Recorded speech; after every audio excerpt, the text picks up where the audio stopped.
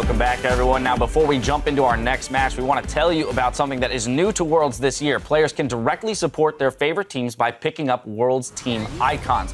With a team icon equipped during the month of Worlds, you can display a special in-game emote for your team. Now, after patch 5.21, the emotes will retire as we clean up the confetti, but the icons will stick around. Now, of course, let's jump into our next Rumble on the Rift between North America's Cloud9 and AHQ Esports. I want to start by looking at AHQ, who were the first team to qualify for Worlds by winning the 2015 LMS Summer Split back in July, going 28-3. So, rather commanding there. Historically, people have pointed to Westor, though, as the player to watch when we get to international play. Is that going to hold true coming into this year?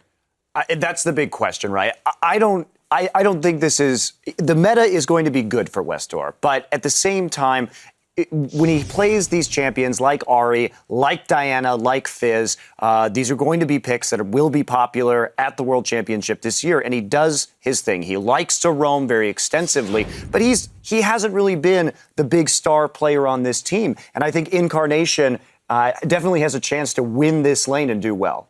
I feel definitely like when we speak of Incarnation, like throughout this split and this season in general, he's been playing all these safe picks like Victor and Azir, but he was first and foremost famous for playing those assassins back in Season 4 in solo queue, so I'm expecting this meta to also favor him. Question of whether or not they can adjust to that, to those picks in the mid lane. Crumbs, what about you? What's most important here looking into this matchup? Well, this should be a really explosive game because from the statistics, AHQ has actually a team that gets a lot of good early game leads. So at 10 minutes, they usually have a pretty nice lead. But the interesting thing is, when it reaches to 20 minutes, their lead almost always just balloons out of control. So they are a team that really knows how to snowball a game if they get the lead. Now, the troubling thing for Cloud9 is that in their gauntlet run, they fell behind in 8 out of the 14 games. So if they give a lead to... That's at 10 minutes, correct? Yeah, at 10 minutes. So if they fall behind in that early game, they're very likely to lose a game, especially considering that they lost every first and second game except for the finals,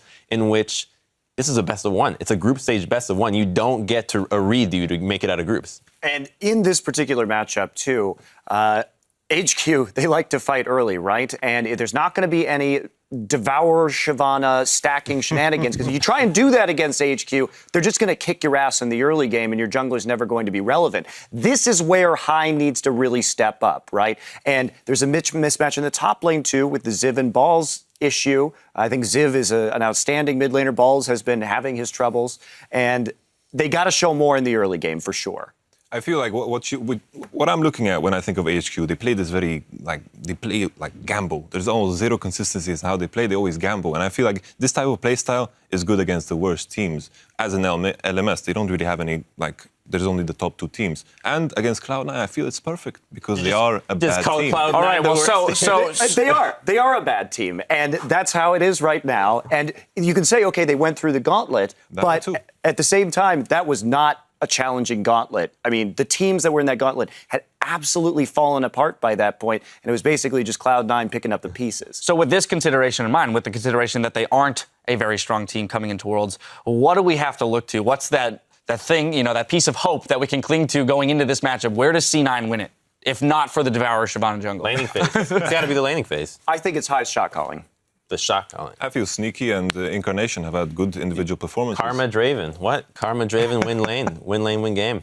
And I say C9's a bad team, but I will never discount High's ability to come up with a creative solution to win a game. He is a fantastic shot caller. He's great in that role, and he can turn things around in a late game in a way that very few players can. All right, well, we've seen some impressive shot calling from him in the past on the international stage. I have a feeling I know where this is going to go, but I'm going to go down the line and get your predictions nonetheless. This time around, we're going to start with Yamato. I think Cloud9 will go 0-6 in their group.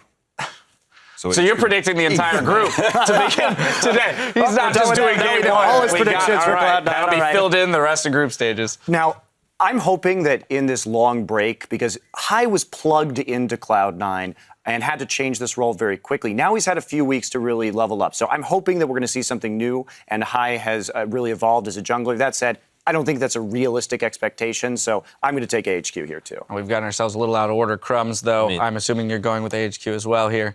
I like Cloud9. I like what they did in the gauntlet, but the fact that they lost the first game so many times and the fact that AHQ's ability to snowball leads out of control is so prevalent, it's very hard for me to want to go with Cloud9. So again, I'm going to have to agree with Monty and Yamato here and go with AHQ. All right, second game in a row. We're all in agreement here on the desk, painting a grim picture for Cloud9. Let's send it over to our caster booth to get the game underway. Now, as we go, Westdoor says the Incarnation and High partnership has made Cloud9's mid lane a serious threat. 他比较不同，他是刺客也会，然后那个维克特也会。那我觉得他也是很厉害的中路。那尤其是他有那个 Jungle High 的配合，那他很会如鱼得水。那我觉得他也是个不容小觑的对手。 Well, we'll find out how much attention AHQ will pay that mid lane. Before we get to the game, let's take a look at the starting lineups for this match. On the blue side, it is, of course, the North American Cloud9, Balls, High, Incarnation, Sneaky, Lemonation, and their coach is Bubadub. And on the red side, we have AHQ Esport from the LMS. Ziv is in the top lane.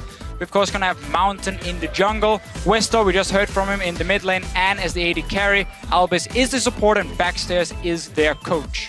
And we're about to jump into picks and bans. I'm hoping for an Assassin v Assassin matchup, but it's not what Incarnation was playing really at all in summer. Westor, he loves them. Yeah, there's a lot of talk about how many bans Westor draws as a mid laner. He drew the most Fizz bans of anyone else who was banned in all but 3 of their games. But AHQ actually spent more bans on opposing mid laners than were targeted at Westor. They banned Azir in pretty much every game and Cassiopeia in half of them. So Westor actually has a very small and limiting champion pool, and his team actually bans to protect him in those situations, which makes Incarnation's vast champion pool actually a bit of a concern. It helps when he is then roaming to help out the rest of the team, of course, if you're investing in those bans, which is something we don't see from Incarnation at all. Very true, but this AHQ lineup is no longer about Westor. Ziv was the MVP up in the top lane and has been the main carry for the team as well. Westor roams to help the other lanes and snowball them because they've become bigger carries than himself in the mid lane. But yeah, Cloud9 have a lot to prove. At the same time, there are like 0 expectations for Cloud9 right here. They can go in and just play fairly freely and show what they can do. Well, 3 bans already in, gents. Mordekaiser's out. Azir once again banned by AHQ. Rek'Sai and Rise from Cloud9. So C9 targeting some very specific champions with at least another jungle ban, hitting maybe the weaker area of Cloud9's team. Yet another Azir ban. That is no surprise for AHQ. Even with the nerf to Azir, it is somewhat expected. And there are more unknowns on the side of AHQ than any other team at Worlds for pick and ban, because the last competitive patch they played on was 5.13. They ended their season so long ago and qualified as the #1 seed. It will definitely be revealing what they decide to do in this champ select. Both Gangplank and Lulu will be open. And instantly, as I say, Cloud9 locks in the one that was left. That is the 3 picks we keep highlighting. Mordekaiser, Gangplank, and Lulu. Obviously, AHQ will still have a chance. Not to get an Elise, sadly, for Mountain, but he's played a lot of Gragas back in the LMS. He likes these big bruiser here where he can stay alive a little bit and wait for his team then to move from the lanes and join him in these invades. He likes to do like Mountain is a jungler. He only goes one way, and that's forward. I never seen the guy retreat from a fight. He's always first man in, and he stays in there, and he keeps fighting. Traditionally, standing at the end of it as well. AHQ have been incredibly dominant in their region, only dropping 3 games all summer long. You contrast that to Cloud9. It was only 3 series they managed to win all summer long. Maybe it's an overstatement. And in those 3 series, they dropped more games than AHQ did in their entire split. It really feels like a David and Goliath matchup, but we'll need to see what AHQ do. Kalista and Braum, 3 seconds left. It looks like those will be the picks. Yeah, like these 2 very strong picks for AHQ. Don't get one of the real big power picks, but Braum, I think for support is definitely up there as a must pick in almost every single game. And of course, Kalista, while she's not perm-ban anymore, she's still a very, very strong laner. And AHQ as a team will constantly force fights around that bottom lane. Ziv will TP down, Mountain will gank it, and Westor will roam. So having a strong lane, at least where you have early kill pressure, is very important for their early fights because they have to snowball. So Cloud9 need to think about what they're going to lock in. The Braum is also a steal. Ooh. Early lock-in, and it is a Morgana, most likely for Lemon. Couple of interesting things about these Cloud9 picks. The Morgana is what Lemon Nation ended up picking after he shied away from Karma, which he seemed really attached to. It's also an old school counter pick to Braum. I never considered it a counter pick, but it's actually very good against it because you can Black Shield the stun from the Braum. Additionally, Lee Sin is a champion Hai has put a lot of games on. It's a champion we expect to see a ton of jungle prevalence throughout Worlds here. 5 attack damage on Warrior, as well as some energy buffs and buffs to the ultimate, which allow to do more damage on targets it passes through, are all big things, and Cloud9 will look to put out some early pressure here. Yeah, much like we saw Fnatic in the last game try and counter what IG normally likes to do with camping that top side of the map. Cloud9 now knows how AHQ plays the early game, and they want early aggression with at least a jungle pick. Gangplank can also fight for himself, but Darius was still left open, and Gentlemen, that's a very strong pick. Locked in. Darius and Rengar at the 2015 World Championships. So, two of the 3 big champions we pointed out as being extremely powerful on this patch have been picked here, Darius and Gangplank. Lulu was, of course, banned. And then out of nowhere, we get this Rengar from Mountain. We're looking at the champions he's played since the summer split. He actually wasn't their jungler until the very end of the spring split. And there are no Rengar games anywhere here. This is awesome. Yeah. And we've got so many questions, not only on the side of AHQ. Balls not played Gangplank. We've got one game for Hai and Lee Sin, and it was a loss. I cannot wait to see how they play in game. 20 seconds left for 2 more picks. Remember, Gangplank is a flex pick. It can go to the mid lane. I might even say it's probably better in the mid lane. You have a free farming lane. But Vega as well, I love this pick. This is like Christmas. So much. So now we know the mid lane. We're assuming that's Incarnation's Vega. That's going to be his Vega. This pick and ban is Christmas. Deficio, I'll give it to you. You have many things to say about Vega. So Vega is coming in now as a champion that has been buffed in quite a few patches to slowly under the surface, been getting buffs in there. The last one he got was very big for him. And in this mid lane, as a pick here, he's not the greatest early laner. He's not going to destroy your pre-level 6. Which could be worrying against Westdoor. Sure. He's yet to pick. He gets to pick a counter assassin. He has to go for an assassin against it. He has to. But if you do not shut down the Vega... It wasn't banned. It's been banned in almost every game against AHQ. If you don't shut down the Vega before he hits level 11, he will take over the game and he will one-shot everyone. And then Westdoor is going to stand on this fist here being like, I want to one-shot one guy, and Incarnation takes out 3 at the same time. So we're going to have to see AHQ use Rengar level 6 combined with Fizz level 6 and destroy Incarnation so he doesn't sit and stack up AP, get his cooldown reduction, and just one-shot targets in the late game. This is going to be such an explosive game. And you know what, Jad? You said to me, imagine if you have Veigar and Gangplank on the same team.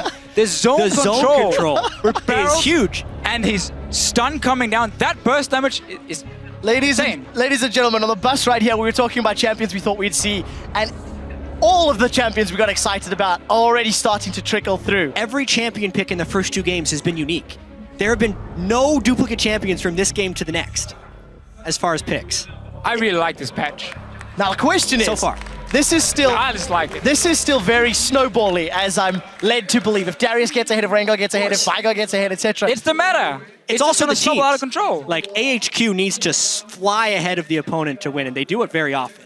And they've got the tools to do it again. Here's your team compositions, ladies and gentlemen. They need level 6 this time around for AHQ, and then they can go crazy. Let's find out, because we are exceptionally excited. Jump on Twitter once again, hashtag C9win.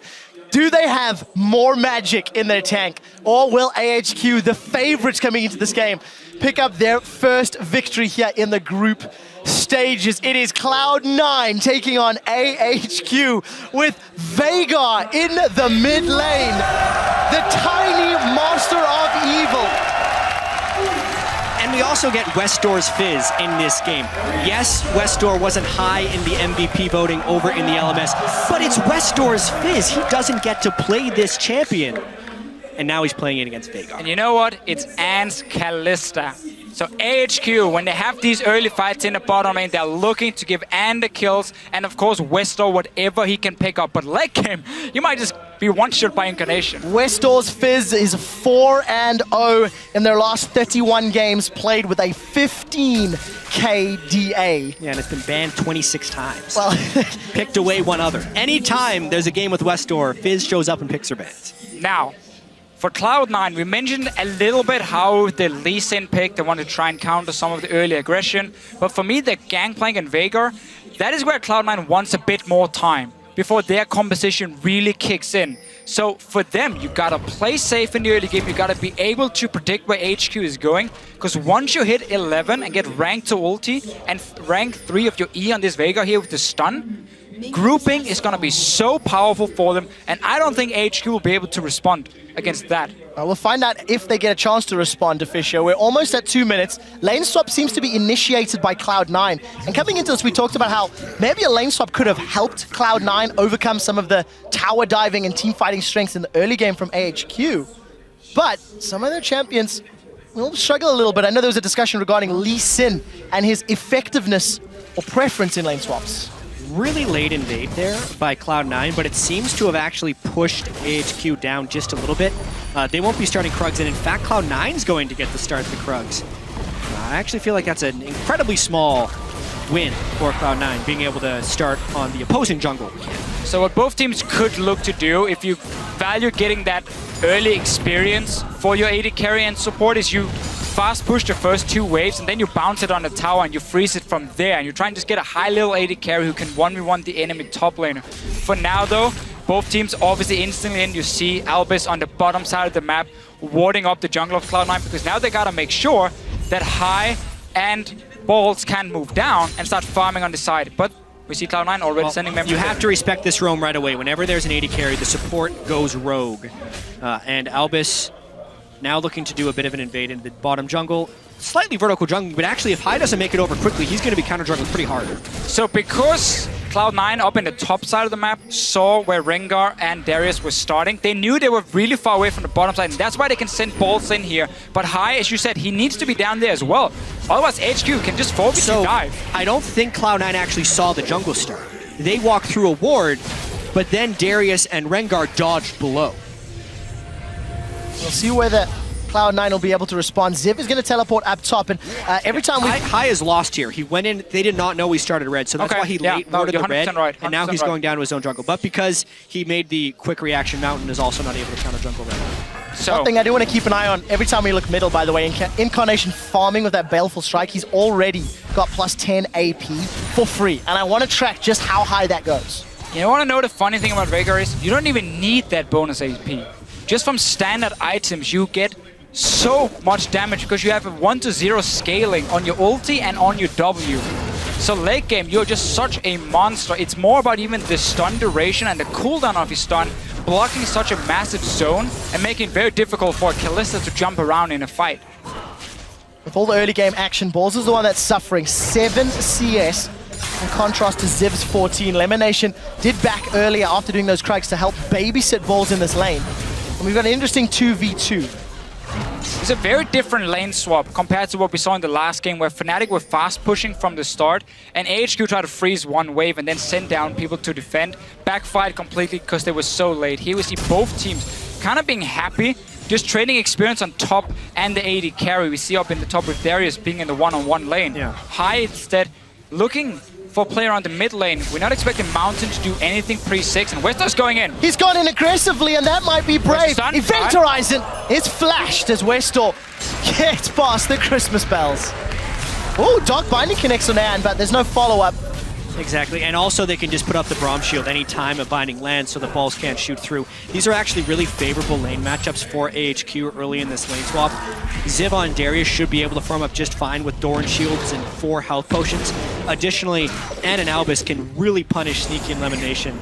Or sorry, Balls and Lemonation in that bottom lane because of the Braum and because of the melee versus range discrepancy. Yeah, never been a fan of the lane swaps where you just trade AD carry for top lane experience. I think top laners always benefit so much more from getting an advantage. Now in this case, you can see Cloud9 is swapping back. So before it gets completely out of hand, they want to get it back to standard lanes.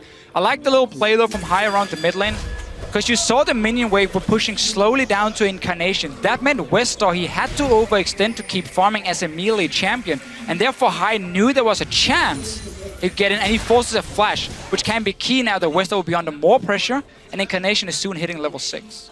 Now, of course, Incarnation's going to have that freedom, thanks to his opponent not having flash. I want to mentioned balls going toe-to-toe with Ziv's Darius. We've touched a lot on the Gangplank and the Veigar, but Darius, a champion we've not seen in the West at all. He simply became relevant after the patches, after the tournaments had already ended. What are we expecting out of Darius? He is tremendously strong in melee versus melee matchups. And he's also very swingy in lane. The fact that Balls has had to swap back into this lane with Ziv having a full level on him as well as double CS is putting him in a situation to fail. So Ziv will actually have a large amount of lane pressure and should be able to bully Balls' Gangplank quite substantially here. It was just such a weird start for C9. We've taken that camp and then slow pushing it with Sneaky up on the top side, so he barely got an XP advantage over that top laner on their way. So Ziv just picked up so much extra farm, and he's gonna continue to be a bully. Level 6 is where he really starts becoming extremely hard to deal with, and he's one of these champions that if he gets going,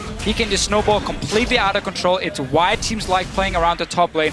And we had a question regarding Ziv and his champion pool coming into this tournament. He used to be mainly the tank player, being the main engage. He's on Darius, he's on a carry, and so far it's looking good for him. Well, in my opinion, Darius as a top laner has the most overlap between tank and carry. Maokai or Gnar or Shen, the things that Ziv played a lot of in the regular season, are full tanks, but Darius generally builds tank items, and then if he gets Noxian Might up, will gain upwards of 200 attack damage in the late game and become the carry. So the textbook juggernaut, I would say, for Darius. The standard build we see from him is Black Cleaver and then often Dead Man's Plate coming in as well. And I think that's an extremely powerful item on this patch here, giving him a bit of movement speed, and also if he stacks it up to 100, of course, that first hit where he gets the extra damage and a slow is really good for a fairly low mobility champion like Darius. Westar taking a little bit of poke. He doesn't have flash, remember. We'll be able to just dance out of this one. Clearing that pink ward's actually pretty high value considering he didn't have immediate jungle support. So that's actually a nice mini win there for Westar, and his flash is only 2 minutes off from coming back again. You talk about jungle support. Level There 6 we go. Thrill of the hunt. The stun connects. This will be first blood to Westar's Fizz. He does get stunned up high. I'm not sure you want this fight. Gets some damage down. And the assassin has got his hands on the gold. Something we hadn't talked about much this game is the importance of the level 6 Rengar gank, and also the importance of Elise Sin having impact before Rengar can hit that point. Not only did Mountain nail his first Rengar gank, 10 out of 10, getting the kill and the flash from Incarnation, Hai hasn't even hit 6 yet, nor has he pulled off a gank that burned any summoner spells. Surprising that the first gank C9 pulls off was very smart, timing the minion wave, pushing in, forcing a flash. There was no return from Hai. A no flash mid laner managed to take away a pink ward. That should never happen, especially because your jungler has not been paying attention to the side lanes either. So we need to see Hai go in and still use the fact that Westar had no summoner, or for a few more seconds, 1 minute maybe, he can still be punished. So far, AHQ has been getting everything in this game. Slowly pulling ahead, over 1,000 gold. Every time we look top, Ziv is shoving balls under his tower. We see Sneaky and Lemon being forced down. They're taking unfavorable trades from Albus and Anne.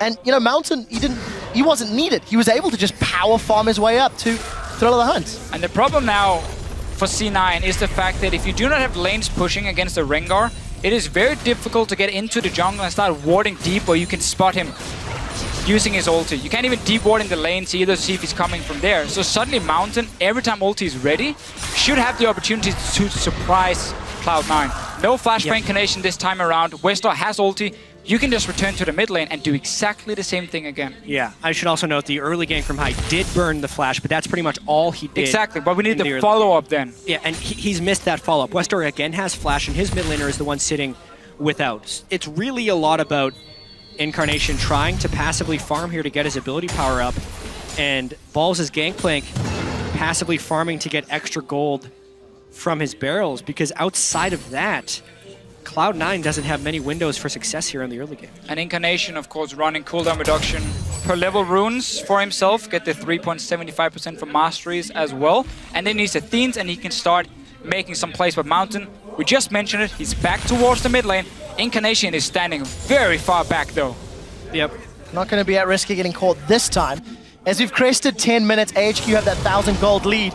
And a touch on that early game graph, they accelerate as they get closer to 20. Incarnation may be in trouble. He's going to get far enough away. And small misplay from Mountain. And I think actually Incarnation played that really well. It was greedy of Mountain to pop Thrill the Hunt so early, but Incarnation was constantly dashing in and out of where turret range would be if Rengar jumped on him, and Mountain was not willing to engage himself in a full-on turret dive, so nice job there. And a very important thing to highlight with Veigar's stun in this matchup. Let's just see the bot lane first though. Elimination doesn't look to go aggressive, but you can not dash through the stun of Veigar. So when he gets the warning that Mountain is coming, he can just pop down the stun near himself, and Rengar will always get stunned on the way in and should not be able to one-shot him or at least lock him down. So Incarnation, as long as he stays far enough back and gets the warning and not hawk a boost or whatever, so someone can jump in and kill him, he should be okay. Plus 58 ability power on Dark Matter, almost 3 amp tomes already. And outside of a big CS discrepancy in the top lane, it's not looking great for Cloud9. AHQ continue to just play for the long game. Yeah, the one saving grace here for Cloud9 is this bottom lane. Tristana is a pick that mainly caught on in North America, and this is specifically what they do for it. They continually push up, they get the explosive charge on the turrets, and they shove them down as quickly as possible. Even though Sneaky was top lane for the early start of that lane, he still gets the turret. And even though the rest of the game was going towards AHQ, that turret gold is going to come in really handy if they can withstand the rest of these ganks. Well, Mountain wants to get balls. Apprehend connects, as does the Decimate. That's a flash away. The teleport from Incarnation gets cancelled by Chum the Waters. Westall gets away. While all that is going on, Lemon, Sneaky, and High take Dragon number 1 after taking Tower number 1. Yeah, Mountain wasted that ulti in the mid lane before, so didn't have it ready for the dive up top, and then C9 using all the globals they had ready. High just making Westall use a bit of mana, and now he cannot clear the wave because they're already pushing on it. And Cloud9 is rotating around Sneaky to get the explosive charge on turrets as quickly as possible and trying to punish the low wave clear of the Fizz mid. Cloud9 is still very much in this game, getting the Dragon, avoiding the dive in the top lane, and also getting that bottom turret. It is putting the emphasis on AHQ to start fights, which shouldn't be a problem, but they haven't found the fights yet. One of the main things for Tristana when she became a pick was that she was good in lane against Kalista. You could out-trade the Kalista with the early trades because you had your E doing the physical damage, and then once you get towards these towers here, because Kalista is a fairly slow wave clear and basically very limited before Hurricane with the wave clear, Tristana will always get the 4-5 hits with the bomb exploding. So C9, when you have a Veigar, when you have a Tristana and a Black Shield, that's a very, very strong siege composition for them against absolutely no defensive wave clear on the side of AHQ. So AHQ are looking to open up the map soon and start fighting. They do not want a longer laning phase. They need to start getting these rooms and creating these picks. Otherwise, Cloud9 can just easily group. Incarnation is getting very close to his 11, and then suddenly it becomes very bad for AHQ. Well, AHQ do look to secure their first tower in a moment or two. The next wave is busy conga lining down. Balls still 35 CS down. But while he's unable to defend top, AHQ are under pressure middle. It looks like Lemon will be aiding Incarnation, and High's just waiting in the wings. So what Sneaky wants to do here is push up the bottom lane to apply pressure and force someone to defend, and then he can just rotate to the mid lane, group up with Incarnation, and take down this mid tower. You can see him already move away and start moving through the jungle, or at least trying to. Then they spot Rengar on a lot of these deep wards, and now he can safely just jump away. Very, very good wards from C9. They know which lanes to play around, bottom side and mid lane, because those are the outer turrets you're aiming for. Let Balls just try and farm whatever he can up top. So Mountain's first ultimate was fantastic. The following two, optimistic. Yeah. They've not paid off. Just a quick difference in their item builds as well. Moby Boots, both warrior enchantments. Moby Boots for Mountain versus the Sightstone for High. So still fairly squishy on both sides of the jungle camp. And this would normally be the time in the game where AHQ would be taking advantage, but they just strictly don't have the wave clear, and that's the stun! Oh, he's down! Sneaky gets the kill, even an assist for Balls. They're gonna turn their attention to the tower as that cannon barrage helps to clear the wave. C9 might be behind in gold, but this composition when it gets to siege on a tower is so deadly. You see the stun, the chain CC coming, and you just burst down one target. They are so far ahead in map pressure as well. Westdoor would have to fight, and they just keep chaining. Cloud9 is on a rampage. Oh, there we go. Wait for Event Horizon to come back up, and Incarnation will say, I'll have another.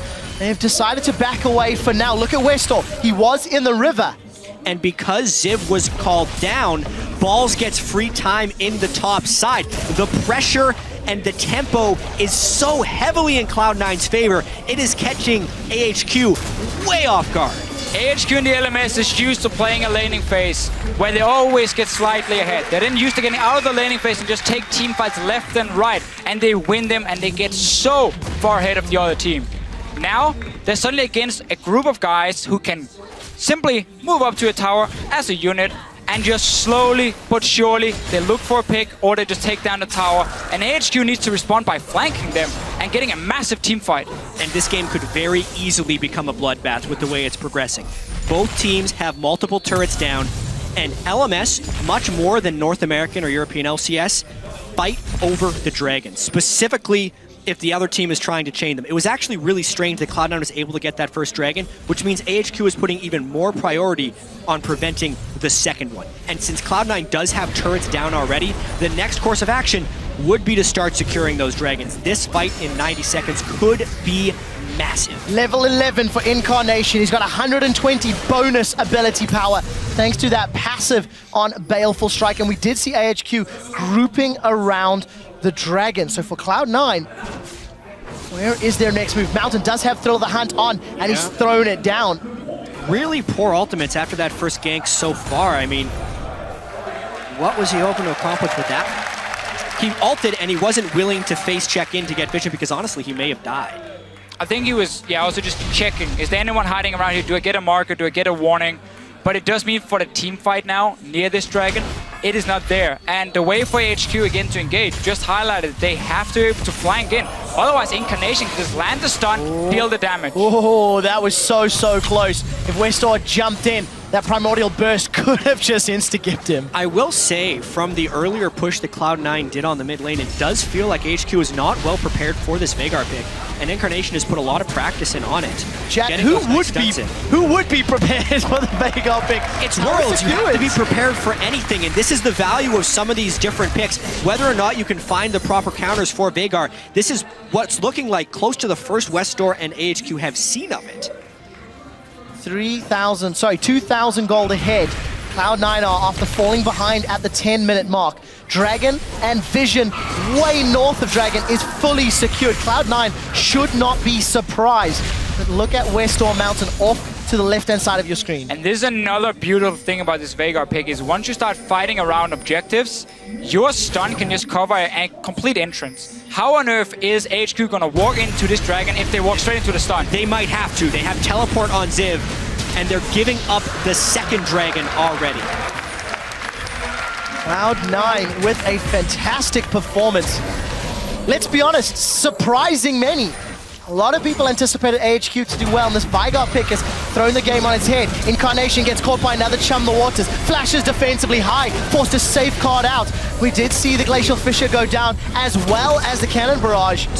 And at the end of the day, a lot blown for nothing. TP used from Ziv as well, but it quickly cancelled, realized there was no fight to be had as C9 already jumped out. But we mentioned this in Champs, like we talked about it during the early game, how for Cloud9 it was just all about not falling behind in the early stages of the game. Wait for Incarnation and wait for Sneaky to scale up a little bit and then to start sieging away. And as you said, Jad, before, AHQ so far have been looking for a few picks with Mountain, but he's been very far from finding anything. Yeah, Mountain's Rengar has not been impressive. His first gank was good. Everything after that has completely missed the mark. The deep wards from Cloud9 are in all the right places to stop Mountain from being able to push. And despite, here's the huge thing, despite Balls going into that top lane against a Darius, beginning down 20 CS and a level, he was down 40 to 20 and level 5 to 4. And even though he lost his turret early on, he's stuck right in there, and he's been able to use his global somewhat offensively. Huge credit to Balls' Gangplank, his most played champion in Korean solo queue during the boot camp. He is doing good work against Ziv, AHQ's strongest player. The key really for C9 with this early game is the fact they had that Tristana into Kalista lane on the bottom side. with the Morgana to just continue pushing the lane over and over. So while they were losing on the top side, going even on in the middle lane, with Incarnation dying once to the gank, they were winning the bottom lane. That gave them an opening to get on an outer turret and get into the jungle of AHQ and start placing some of these deep wards you see on your map now, making it even harder for Mountain to pull off an ulti. We do see that wave clear being so useful. Westor, wow, he's decided to go aggressive. Balls is being caught out. Chum the Waters goes up, and Westor makes that look so easy. But Cloud9 say they want to fight in the mid lane. The dunk master Darius is about to get dunked. It's Sneaky that gets the kill. Now we've turned into a 4v4. We do see Mountain jumping in, but he immediately has to flash away. Exhaust reducing all his damage. Event Horizon has come back off cooldown. Sneaky's trying to be focused by Westor, but it won't be enough. That's the second kill of the fight for Sneaky. He's burning. He needs to run away. Another binding. Gets caught by a dark binding, and High goes in, but it's Incarnation that secures the kill credit. 5-2 and 4,000 gold up. And Cloud9 is actually thinking of turning on to Baron after this. This is a risky call. That was a great chaotic fight win by Cloud9. They got balls coming in with TP. Anne is the only one in the mid lane. 3 others are dead. This is Baron at 22 minutes for Cloud9. They will take full control of the game after this secure. So we see 2 things from AHQ as well. We saw Westor split pushing, getting a kill onto balls. That's one of the ways they can get back into the game. But then the rest of the team were caught sleeping in the mid lane. High gets the engage. Look at Elimination landing binding after binding as well. And the CC between him and Incarnation allows Sneaky to stay alive and just sit back and deal all the damage. And specifically the fact that Ziv was eliminated before that fight made it even though AHQ thought with the collapse up from Westor they would have the edge. But Westor too had burned significant cooldowns to kill balls in the bottom lane. And the binding accuracy versus the skill shot accuracy from Incarnation's Veigar in this fight were just too much for AHQ to handle. And we're just getting later and later into the build for Incarnation.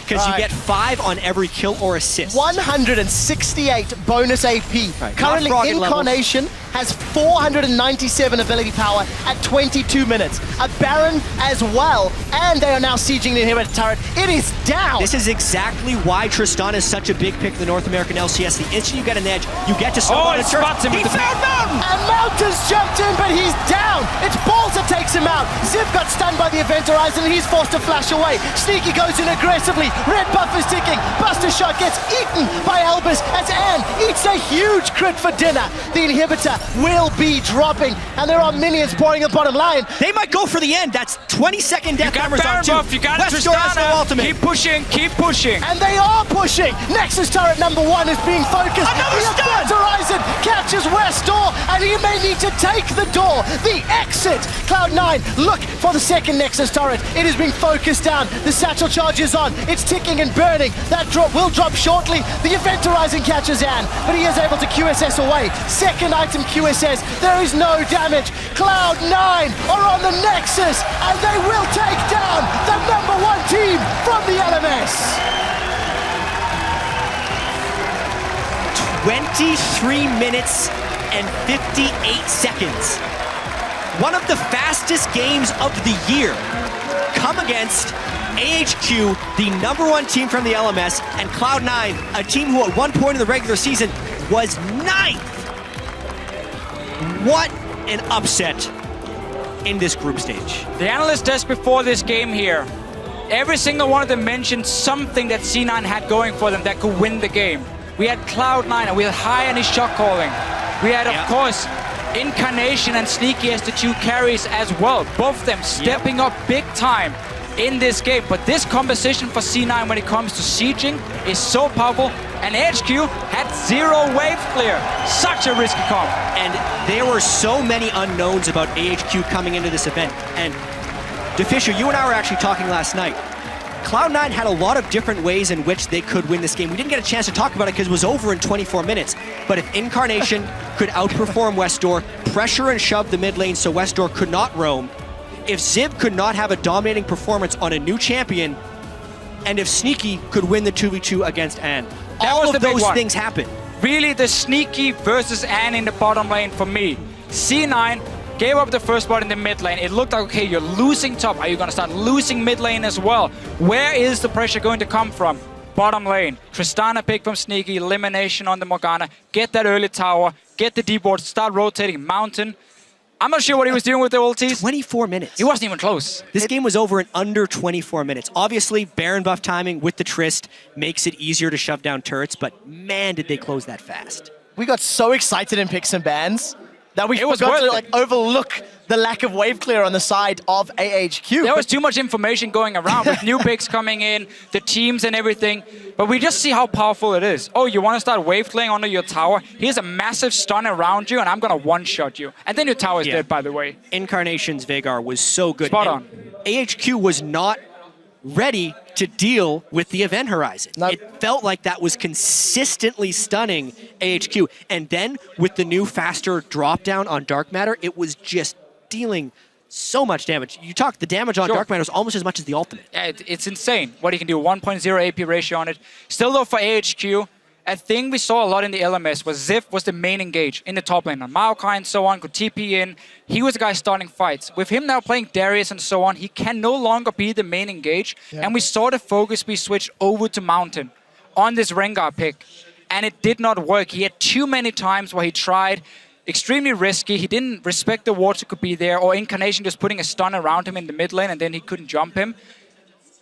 That is something HQ has to fix for the future games. So many things to talk about from this game, not only from picks and bans, from execution, now the surprise of Cloud9. Let's call it upsetting AHQ. 100% kill participation for both Incarnation and Sneaky in that game. And with the first 2 games of Worlds lockdown, we actually now can take a look at the Group B standings. We've seen all 4 teams, and it is Fnatic and Cloud9 over Invictus and AHQ. We will obviously keep tracking this as we lock down more games throughout the day. But gentlemen, 518 is looking to be a very exciting love it. match. Absolutely love it. That group is now done for the day, Yeah. right? We're going to be moving on to Group C as our next matchup, but not necessarily expected results. Europe and North America atop the group at the start of the day against Nope. LMS and China. That was not expected by many people, I have to say. And even if you had predicted the result, the manner in which the results were secured is even more of a talking Very point. one-sided game. I mean, you could argue that Cloud9, they went slightly behind in the first 10 minutes, but they accelerated over the next 13. That was their It was even- composition. Their composition had to fall behind a little AHQ bit. had 2 kills. Oh, it was incredible. kills against Gentlemen, Cloud9. we will have to talk about this off-air in a little bit later. For now, we're going to head to Shox, who's standing by with Cloud9's European mid laner, Incarnation. Sorry. Thank you very much, Trevor. I love how you're European mid laner, if we didn't know. But congratulations, Incarnation. A victory here for Cloud9, and I think it's safe to say that a lot of people hadn't expected that much from your team coming in. So tell me how you went, or what your mindset was going into this one. I felt like a lot of people underestimate us because we got 7th place. But with Hive, we've always been playing really good, I would say. So it was really weird to us because we personally feel like we're a good team. So yeah. Well, that's the most important thing. How much do you think, Margin, you've improved from making that fantastic run for you guys for qualifying for Worlds and then going to Korea to bootcamp? How has that helped you personally? It's helped me a lot because in Korea, we played against the top Korean and Chinese teams, and they're all really good mechanically. So I learned a lot playing against the top players there as well. It's quite interesting because you're kind of a rookie here at the World Championship, while you have a lot of people in Cloud9 who've been to the World Championship a couple of times and maybe didn't have the biggest hopes going into the tournament. How is that contrast within the team? Well, I feel like we have good expectations of ourselves, and we know we can get far in the tournament if we really play well. So it didn't really affect us. How does this win and the fact that Fnatic did so well versus IG maybe change your thoughts about the group? We know Fnatic is a really good team, so we kind of expected them to win, I feel like. I felt like we had pretty good chances going into this match as well. So, yeah. Yeah, finally, we have to talk about that crazy pick and ban phase and about your Veigar pick coming out. Tell us what was the plan around that and were you going to go for that no matter what? Yeah, more or less. We played some Veigar, and we had a lot of success with it. So, yeah, it was pretty much planned from the start. Pretty much planned, and it went pretty well. Well, congratulations. Yeah. Thank you very much. Incarnation, that is Cloud9 winning over AHQ. We have to take a short break, but when we come back, we'll be back with a rematch, Faker versus Ryu. More World Championship action with SKT versus H2K right after this.